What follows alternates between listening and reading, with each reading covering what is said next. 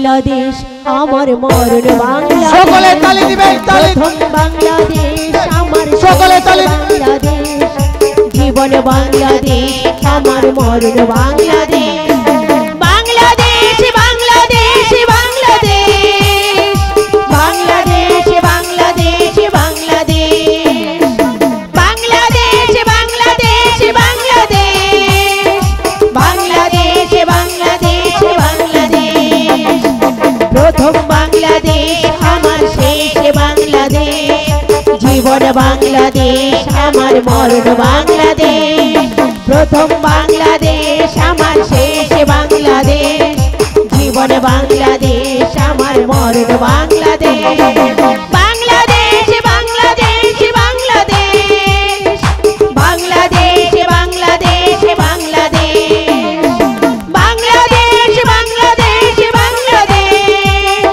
বাংলাদেশ বাংলাদেশ বাংলাদেশ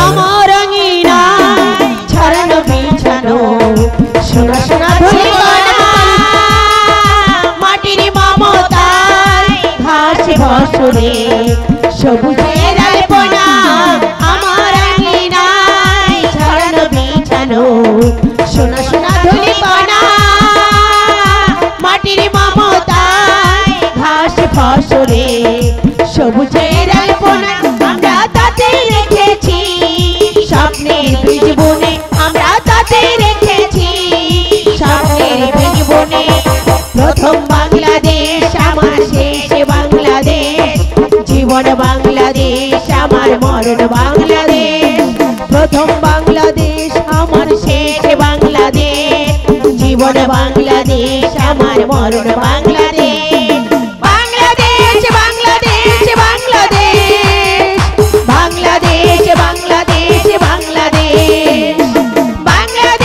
বাংলাদেশ বাংলাদেশ বাংলাদেশ বাংলাদেশ বাংলাদেশ বাংলাদেশ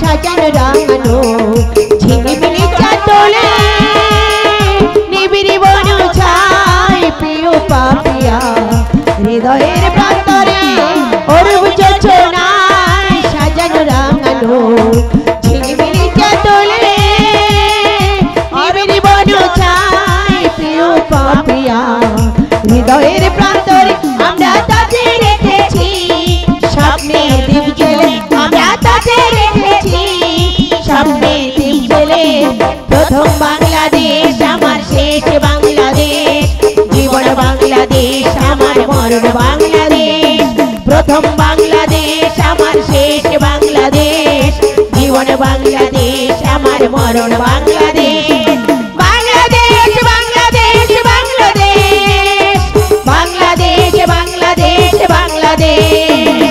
বাংলাদেশ বাংলাদেশ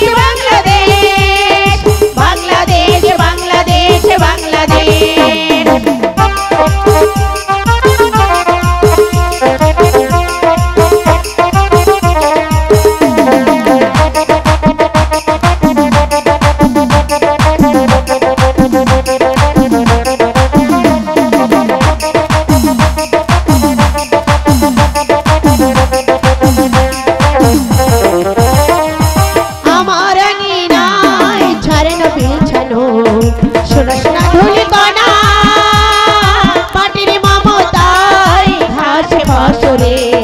সবুজের আলপনা আমার রাঙিনায় ছড়ানো বিছানো সোনা সোনা ধুলিকণা মাটির মমতায় ঘাস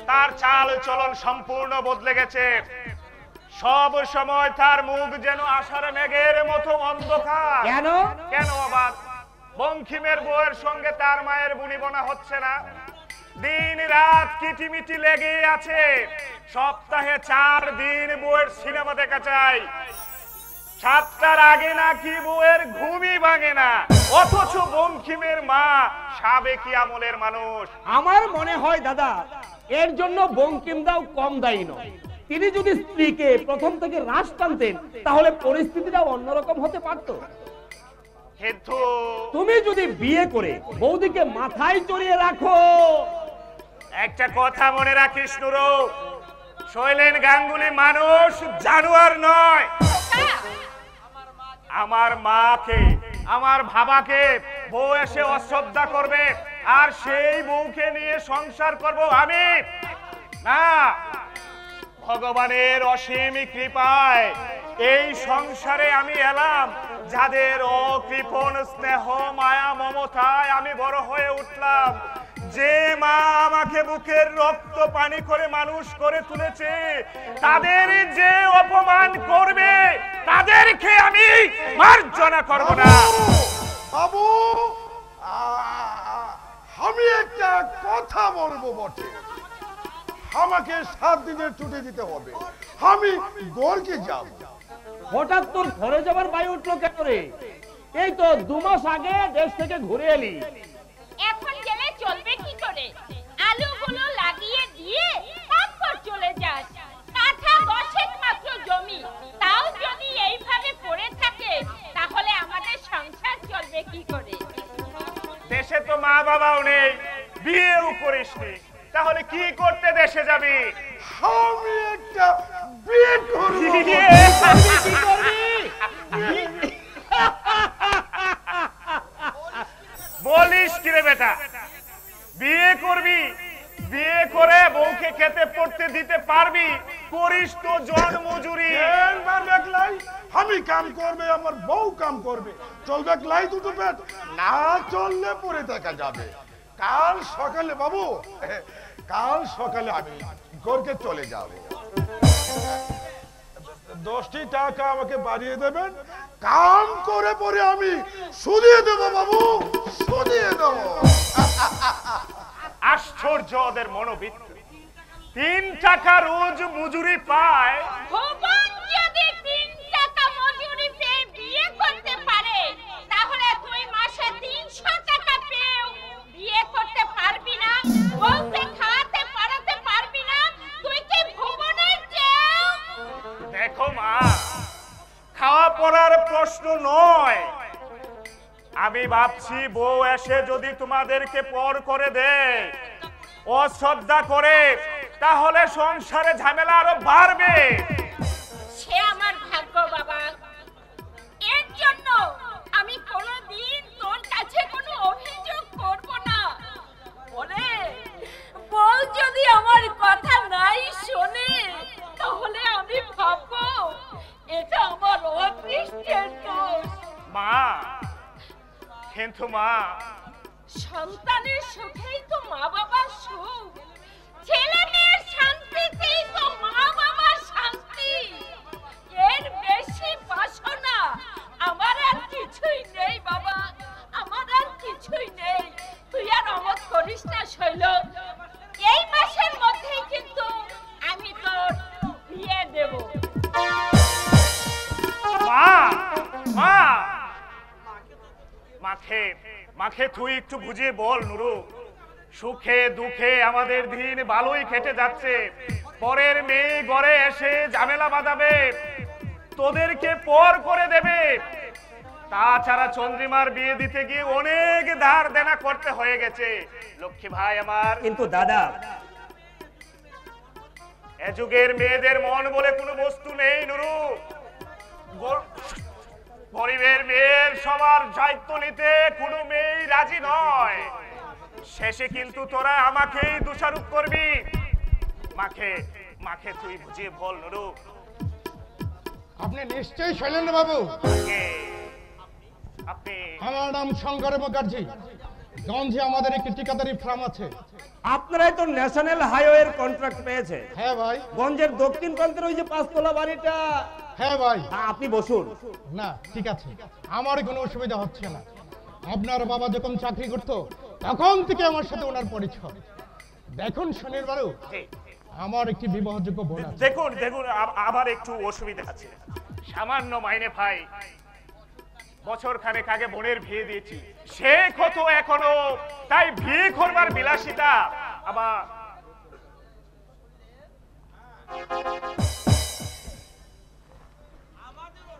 আমাদের অসুবিধার কথা ওকে বলেছি শৈলেন, কিন্তু উনি বলছেন ও সব নিয়ে ভাবতে হবে না, সমস্ত দায়িত্বই আমার।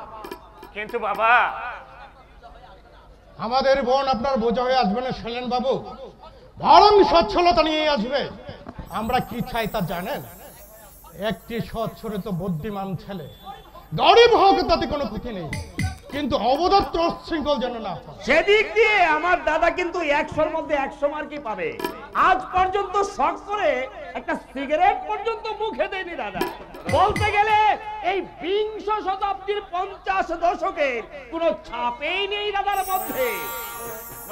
বিধাতার আশীর্বাদের মতো শঙ্করদা যখন উপযাচক হয়ে আমাদের বাড়িতে এসেছে, তুমি আর অমত করো না দাদা, শঙ্করদার মনে আমাদের বাড়িতে বৌদি হয়ে আসো। এ দাদা, আমি কিন্তু মিষ্টি আনতে চললাম। তাহলে পাত্রী দেখতে কবে যাচ্ছেন শৈলেন বাবু? বাবা বাবা বাবা দেখলেই চলবে। আমি দেখেছি শৈলে, লক্ষ্মী প্রতিমার মতো মেয়ে, বিয়ে পড়েছে অথচ তেমন নয়, ভদ্র স্বভাব। কি বলবো তোকে, আমার পায়ে হাত দিয়ে প্রণাম করলে সুরমা।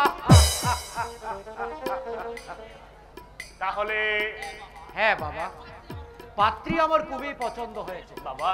ওই মেয়ে সংসারে এলে সংসারের স্ত্রী যে বদলে যাবে আমি হলপ করে বলতে পারি। তুই শঙ্কর বাবুকে নিয়ে আয় বাবা, আমি পাশের বাড়ি থেকে পাজিটা নিয়ে আসছি।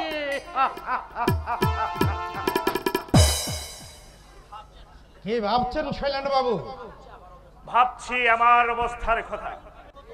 আমার অবস্থা যেন আবার বঙ্কিমের মতো না হয়। বঙ্কিম? মা বাবাকে আমি দেবতার মতো শ্রদ্ধা করি, আশা করি আপনার বোনকে এই কথাটা ভালো করে বুঝিয়ে বলবেন। আমাকে অশ্রদ্ধা করুক, তাতে কোনো ক্ষতি নেই, কিন্তু আমার মা বাবাকে। সেদিক দিয়ে আপনি নিশ্চিত থাকেন শৈলেন বাবু, গুরুজনদের অশ্রদ্ধা করতে শিখে সে পরিবেশ আমার নয়। প্রত্যেকটি ভাই বোনকে আমি কঠোরভাবে চরিত্র গঠন করেছি। আসুন, বাবা বোধহয় আমাদের জন্য অপেক্ষা করছে। কথা কি জানেন, বোনের বিয়ে দিতে গিয়ে প্রচুর ধার দেনা হয়ে গেছে। রিটায়ারমেন্ট করে বাবা যা পেয়েছিল। আপনার অসুবিধা আমি বুঝতে পারছি, কেরানিগিরি করে সংসার প্রতিপালন করা খুবই কঠিন কাজ। আপনাকে আমি কন্ট্রাক্টরের কাজে নামিয়ে দেব, আপনার এই অভাব আর থাকবে না। আসুন চলুন। আপনার বোন আইনি ব্রাদার, আমি গ্যারান্টি দিয়ে বলছি সরমা সে জাতের মেয়েই নয়, আদর্শ শিক্ষায় আমি তাকে দিয়েছি। আপনি অসুখী হবেন না, আসুন। আমি বলি বাংলা ভাষা, বাংলা আমার প্রাণ, এই ভাষারই তরে জীবন করতে পারি দান। প্রথম আমি এই ভাষাতে ডেকেছি মা জীবন প্রাতে, এই ভাষারই শান্তি নিরে করব আমি স্নান। শরৎ রবির বাংলা ভাষা, মুদের গর্ব মুদের আশা, এই ভাষারই তরে জীবন করতে। দাদু ভাই, দাদু ভাই, ও দাদু ভাই, আহা কোথায়? এই যে দাদু ভাই, তোমার মা এসেছে, চলো চলো দেখা করবে, চলো। আমি যাব না দেখা করতে। ও মা, সে কি কথা, পুজোর ছুটিতে বাড়িতে যাওনি, তাই মা নিজে দেখা করতে এসেছে, তাও বলছিস যাব না? মায়ের মনে দুঃখ দিতে নেই দাদু ভাই, মা তোমার জন্য কত কষ্ট করেছে। তাই কষ্ট করেছে দেব। ছোটবেলা থেকে মায়ের দুধ খেয়েছি না মায়ের কোলে ঘুমিয়েছি? মায়ের কোন কর্তব্যটা করেছে শুনি? দেব মা না আর কিছু? দেব। তোমরা আমাকে কনভেন্টে পাঠাচ্ছ কেন? আমি এখানে পড়ালেখা করতে পারবো না? কত ছেলে এখানে দার্জিলিং পাইলাম। দেখো ছেলের কাণ্ড, বলে কিনা মা আমার জন্য কি করেছে, আমি দার্জিলিং করতে যাব না। ভালোটা হবে কি করে, বংশটাই যে ছোট লোকের বংশ। মা দেব কোথায় গেল? ছেলে একখানা হয়েছে বাবু তোর, যেটা না বলবে সেটাকে আর হ্যাঁ করানো যাবে না। ছেলে পুলের এত জিদ্দি ভালো কেন, কি বলেছে? বলছেন কনভেন্টে উনি পড়তে যাবেন না। এখানে কত ছেলে পড়ছে, তারা বুঝি মানুষ হচ্ছে না।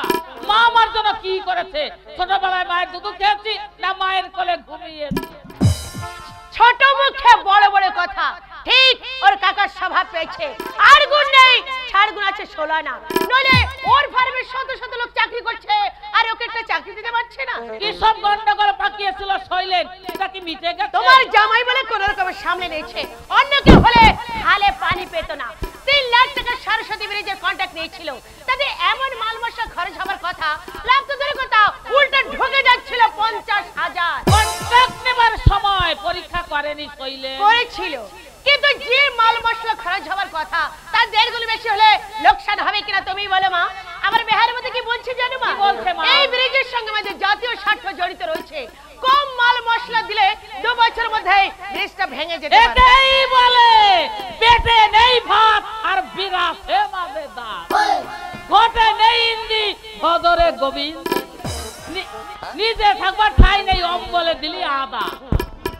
এই তোর বিয়ের আগে কি ছিল এদের, না ঘর বাড়ি না ভদ্র পরিবেশ, কোন টাকা তো একটা হা ঘরে বিয়ে দিয়ে? সে কি আমি জানি না মা, তোমার জামাই 300 টাকা মাইনে কেরানি ছিল, নুন আনতে তার পান্তা ফুরিয়ে যেত। আজকাল কি বলে জানো মা? কি বলে মা, কি বলে? বলে এই বাড়ি গাড়ি বিশ্বাস সম্পত্তি ব্যাংক ব্যালেন্স সবকিছু তোমার জন্য হয়েছে, তুমি আমার সৌভাগ্য লক্ষ্মী। ওরে মিছে কিছু বলেনি বাচ্চা, মিছে কিছু বলেনি।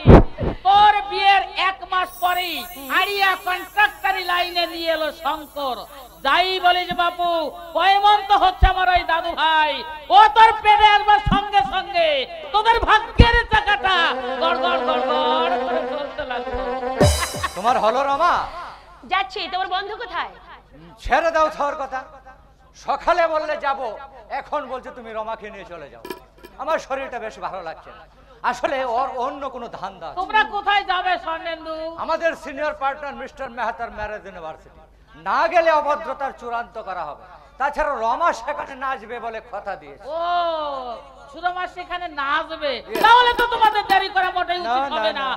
এই কথা যখন দিয়েছো তাড়াতাড়ি বেরিয়ে পড়ো। ও মা, আমার শোনো, ওই তাড়াতাড়ি মানে তাড়াতাড়ি রাত 2-2:30টার ভিতরে বাড়ি চলে এসো। কাল ভোরেই তো আমার দাদু ভাইকে নিয়ে দার্জিলিং যেতে হবে। তুমি তাহলে দেবুর জিনিসপত্র সবকিছু গুছিয়ে রেখো, আমি একদিনে ঘুরে এসে কোনো ঝামেলা পোহাতে না হয়। চলো স্বর্ণেন্দু। ঠিক আছে, কোথায় যাচ্ছ মামনি? পার্টিতে যাচ্ছি বাপি, তুমি খেয়ে দে দিদার সঙ্গে ঘুমিয়ে পড়ো কেমন? কাল ভোরের ফ্লাইটে আমরা কিন্তু দার্জিলিং যাচ্ছি। আমি তোমার সঙ্গে পার্টিতে যাব। ছি বাপি, ছোটদের সেখানে যেতে নেই, সেখানে নাচ গান হই হুল্লোড় হবে, সবাই ড্যান্স করবে। তুমি ছেলে মানুষ। আমি যাব। আর সভ্য ছেলে বলছে না যেতে নেই, তার যাবে না। মা পার্টিতে গিয়ে কেমন নাচবে, কেমন নাচবে দেখবে না, দেখবে না তা? আমি যাব।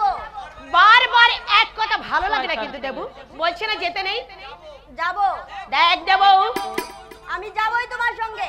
অসভ্য ছেলে বলছে না যেতে নেই। তুমি তুমি আমার সামনে ঘাড় উঁচু করে জিদ করবে, বারবার বলছে না যেতে নেই, তোমার যাবার জন্য তুমি জিদ করবে। তোমার সাহস, তোমার স্পর্ধা, তোমার বংশের ধারা, বুঝলি সুরমা, এ হচ্ছে বংশের ধারা। কোথায় বলে ঘটে নেই ইন্দি হরিবল হরিবল ভজরে গোবিন্দ। মা বারবার বলছে যেতে নেই, তবু বলছে যাবই যাবই। কুকুরের লেগে 1000 বার ঘি মালিশ করলো, সোজা সে কোনোদিন হবে না, সোজা হবে না। আবার যদি কখনো জিদ করতে দেখি না, চাপকে সোজা করে দেবো। ছেলে পুলে কিভাবে শাসন করতে হয় সেটা আমরা ভালো করে জানা আছে। তুমি যাবে না এখানে দাঁড়িয়ে দাঁড়িয়ে বক বক করবে? 7:10 যাবে তো চলো। চলো। হ্যাঁ চলো। আমি যেন এসে দেখতে পাই দার্জিলিং যাওয়ার জন্য তুমি প্রস্তুত হয়ে আছো। অসভ্য তুমি, আমি কিন্তু সহ্য করব না। চল শৈলেন্দ্র।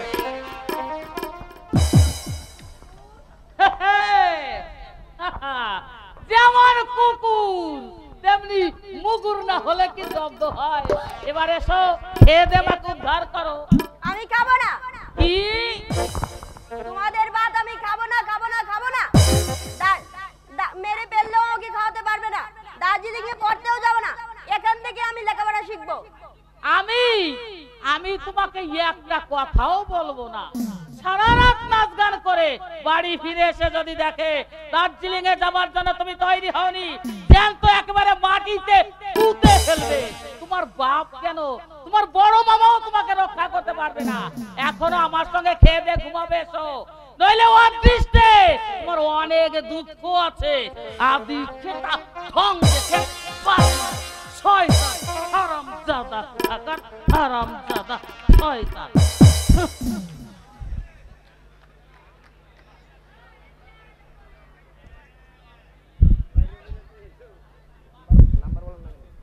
আমি এখানে থাকবো না, যাবো না দার্জিলিং পড়তে। বাড়িতে কাকামণির কাছে পড়বো, দাদু দিদার কাছে থাকবো। এখানে এক বড় মামা ছাড়া আমাকে কেউ ভালোবাসে। আমি তোমার সঙ্গে বাড়ি চলে যাব।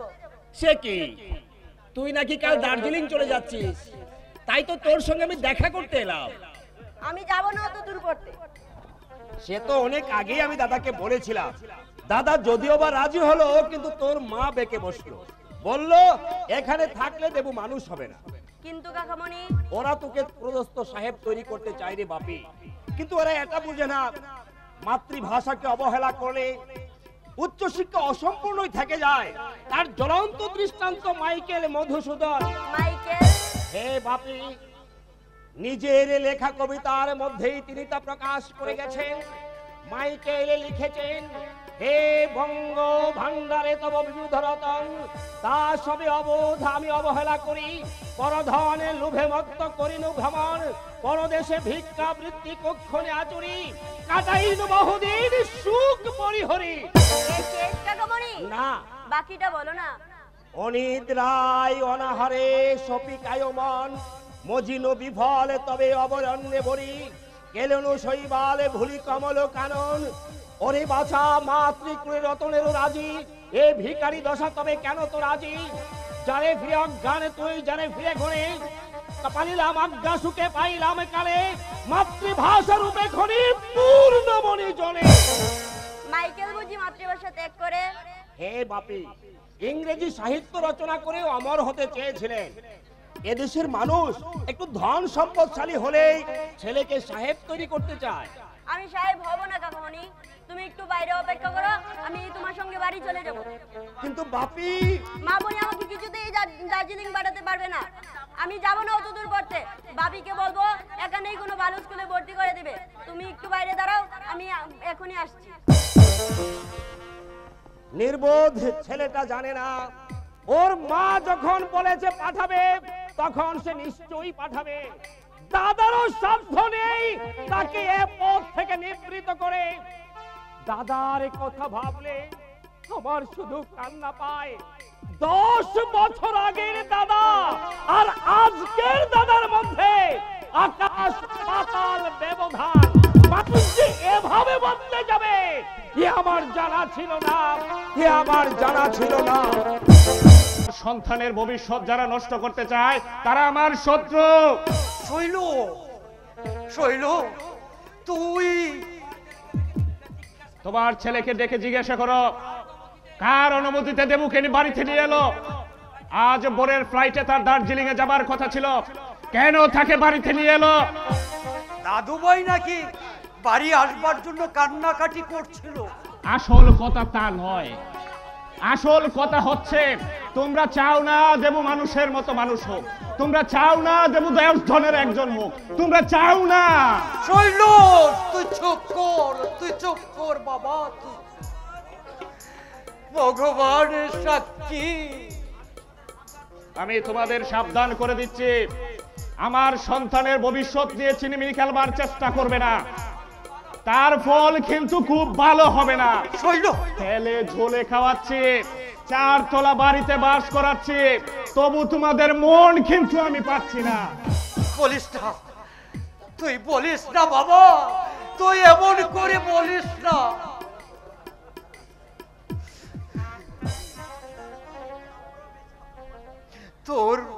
তোর ছেলে দাদু ভাইকে আমরা বেশি ভালোবাসি। দাদু ভাই আমার বুকের পাঁজর, আর তোর মায়ের চোখের মণি। আর নরেন, নরেন নরেন যে দাদু ভাইকে কতখানি ভালোবাসে সে খবর তুমি জানো না বাবা। 5 বছর আগে তোমরা যখন দেবুকে মামার বাড়ি পাঠিয়ে দিলে, নরেন 7 দিন মুখে ভাত দেয়নি, 3 রাত শুধু কেঁদেছে। এই কবর তোমরা রাখো না বাবা। আরে জানিস, জানি মারছে যে বেশি দরদ দেখায় তাকে বলে ডাইনি। শৈল, ওরে শৈল, তুই কি আমার সেই শৈল বিয়ের আগে যে বলেছিল আমার মা বাবাকে যে বউ এসে অশ্রদ্ধা করবে তাকে নিয়ে যেই গড় করুক এই শৈলেন গাঙ্গুলি করবে না? হ্যাঁ বলেছিলাম, কিন্তু ধর্মকে সাক্ষী করে বলো কি অবহেলা করেছে আমার বউ তোমাদের। খেতে দিচ্ছে না, পড়তে দিচ্ছে না, নাকি জ্বালা যন্ত্রণা দিচ্ছে? বলো বাবা, জবাব দাও। জবাব? তোমরা হচ্ছে অকৃতজ্ঞ বেঈমান। সুরমা এই সংসারে আসার পর এই সংসারের শ্রী বৃদ্ধি পেয়েছে, নইলে তোমাদের ছিলটা কি? কেরানিগিরি করে তুমি কোন জিনিসটা করতে পেরেছিলে? অশ্রদ্ধার রাজ বুকের চেয়ে বিজ্ঞান সাকান্ন আমার ঢের বেশি আনন্দে। কি বাতের চেয়ে নুন ভাত আমার কাছে অনেক মিষ্ট। সুরমা তোমাদের অশ্রদ্ধা করে এই কথাটা বলতে তোমার জিভটা আড়ষ্ট হয়ে উঠলো না? মনুষ্যত্ব বিবেক চিৎকার দিয়ে উঠলো না? দাদু ভাইকে অত দূরে না পাঠালেই কি নয় শৈল? সকাল থেকে কেঁদে কেঁদে চোখ দুটো ফুলিয়ে ফেলেছে। দেখ না বাবা, বৌমাকে একবার বলে। এই তুমি আমার ছেলেটার ভবিষ্যৎটাকে ঝরে করে দেবে। আমার ধৈর্যের পরীক্ষা নিচ্ছ তোমরা। আমার সন্তানের জন্য আমার মায়া নেই, এই কথা তোমরা ভাবলে কি করে? আশ্চর্য তোমাদের মনোবৃত্তি। আমি সে কথা বলছি না বাবা, আমি বলছিলাম এখানে কোনো ভালো স্কুলে যদি। চুপ! যা বলেছো বলেছো, আর কোনদিন ও কথা মুখ দিয়ে উচ্চারণ করবে না। এই সংসারের ভাত যদি খেতে হয় আমার কোনো কাজে ভবিষ্যতে নাক গলাবে না। শৈল, যার সৌভাগ্যে তোমরা সাফল্যের মুখ দেখেছ, যার দৌলতে গাড়ি করে প্রতিদিন গঙ্গায় নাইতে যাচ্ছ, তাকে যে তোমরা কোন চোখে দেখো তা আমার জানার বাকি নেই। তবে একটা কথা মনে রেখো মা, তুমি স্নেহ করলেই অপর পক্ষ তোমাকে শ্রদ্ধা করবে। ও জিনিস কোনদিন একতরফা হয় না। শৈল, বল, তোর যা খুশি তুই তাই বলে যা খোকা। আমি শুধু ভগবানের কাছে বলে রাখছি। বারে আমার শিক্ষিত ছেলে, বাহ! এই না হলে সন্তান। ছেলে আমাদের মহা সুখে রেখেছে। শান্তি একেবারে তেলের মতো গড়িয়ে পড়ছে। শুধু শুধু কেন দুঃখ পাচ্ছ বলো তো? অদৃষ্টের উপরে তো কারো হাত নেই। জানি, আমি সেই কথাও জানি নুরুর মা।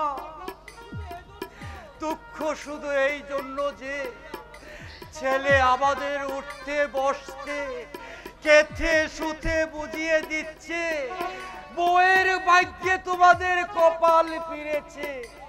অতএব বউয়ের হুকুম মেনে না চললে তোমাদের কপালে অনেক দুর্ভোগ আছে।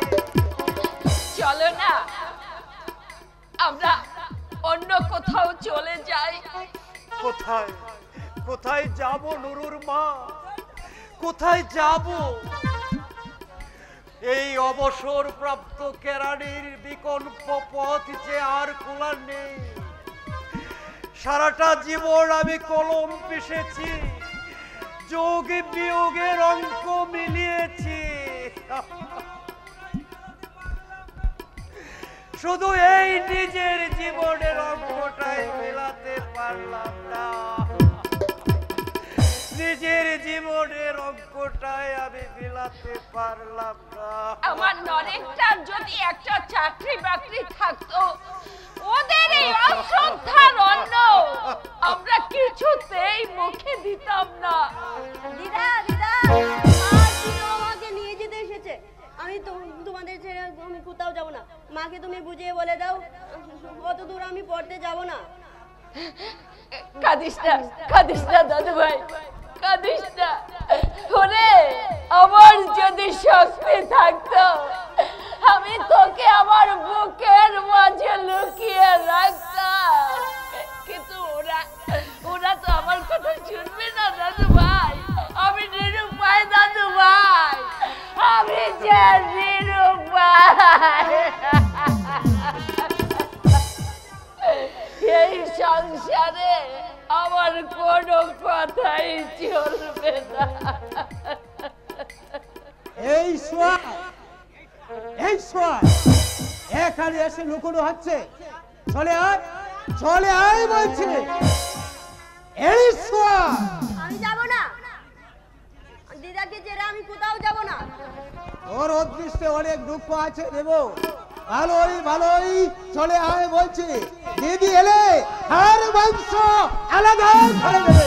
তাই দিক, তবু আমি দার্জিলিং যাব না। দেব হিমাদ্রি, আমার অনুরোধ বাবা, দেব 2-4 দিন আমাদের কাছে থাক। দেখি আমরা ওকে বুঝিয়ে সুঝিয়ে যদি রাজি করাতে পারি। ছেলে মানুষ। আপনি চুপ করুন। বস্তির মানুষ পাতা নিয়ে জন্মেছে, হাই সোসাইটির আদব কায়দা কিছুই বুঝবেন না। হিমাদ্রি, আমি আপনাকে সাবধান করে দিচ্ছি, দেবর জন্য আপনাকে মাথা ঘামাতে হবে না।